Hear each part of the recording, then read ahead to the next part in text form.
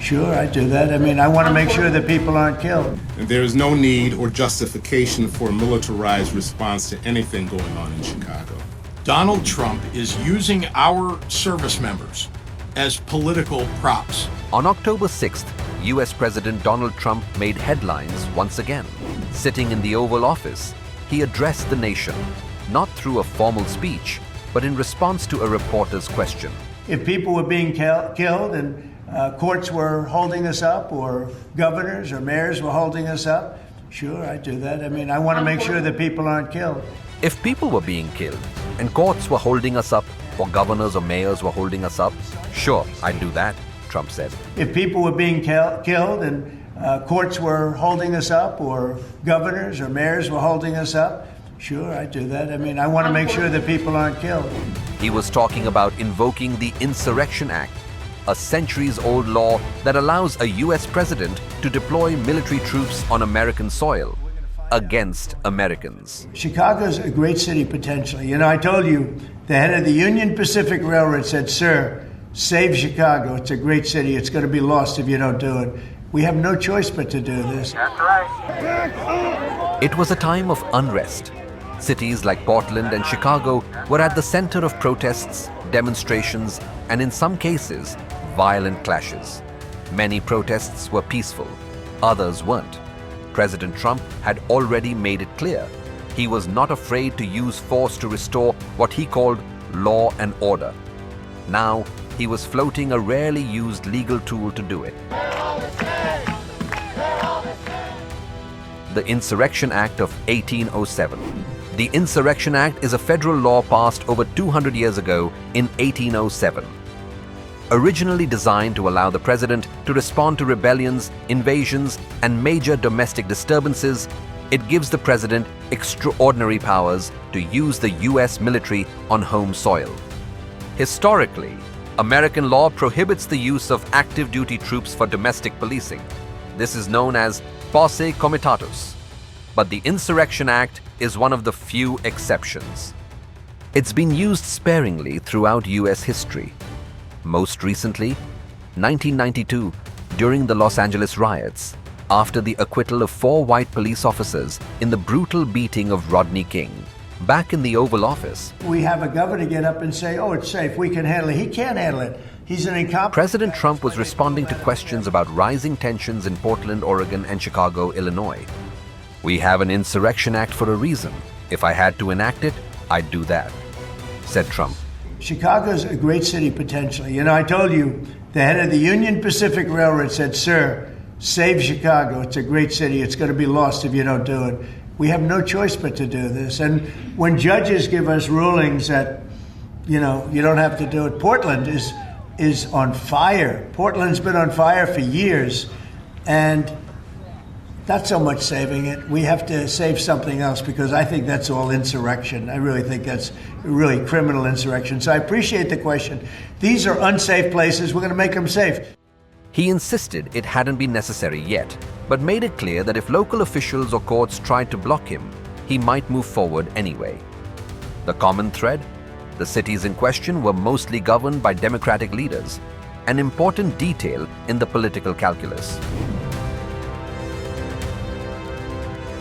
Not everyone agreed with the president's interpretation of the law or his intent to use it.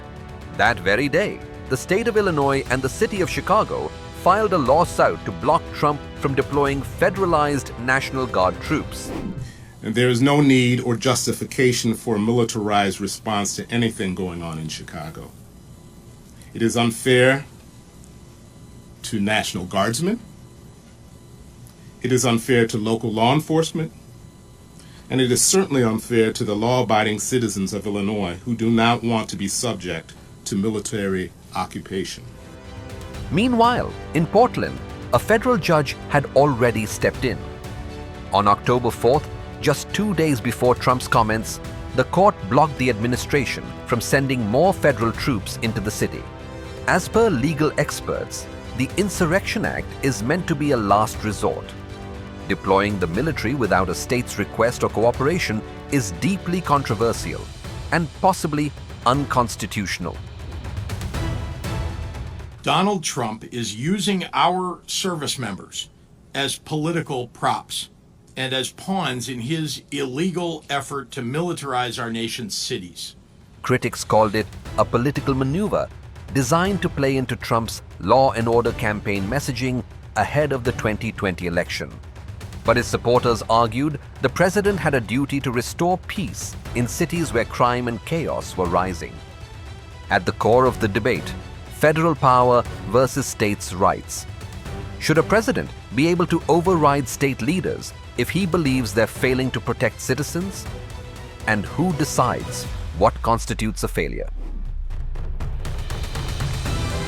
The Insurrection Act has been invoked several times in American history, each during pivotal, often racially charged moments. 1957, President Eisenhower sent troops to enforce school desegregation in Little Rock, Arkansas. 1967, President Johnson used the act to respond to race riots in Detroit. 1992. As we mentioned earlier, President George H.W. Bush invoked it during the LA riots.